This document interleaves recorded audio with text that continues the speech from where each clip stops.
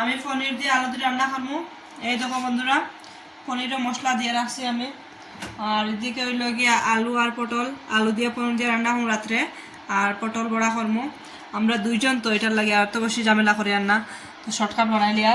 আর তো সকালে ডাইল আছে, আর ভাজা আছে, আলু ফ্রাই আছে। আর এখন দেখো আমি এদিকে এটা ফ্রাই করবো। দেখো বন্ধুরা, খুব বেশি গরম হয়ে গেছে কড়াই। তার সঙ্গে তাকিয়ে সাথে তাকিও। আজকে আমার কোনো গরম নাই, আমরা দুইজন এটা লাগে শর্টকাট বানাইলি। আর পনির দিয়ে আলু দিয়ে, আর এদিকে পটল বড়া শর্টকাট করে নিব। আর হ্যাঁ, তাহলে একটু কিছু একটা করতে লাগে। তো রান্না করে আসলে দেখাই বন্ধুরা। দেখো আমি রান্না কমপ্লিট হয়ে গেছে।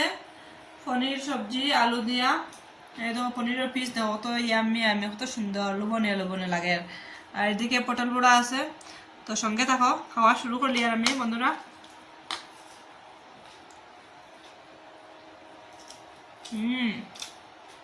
খুব মজা আছে, কিন্তু লবণ কম।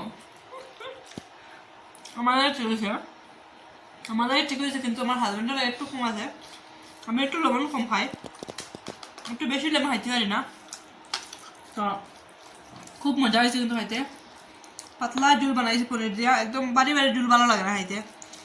আর পাতলা জুল মজা হয়েছে।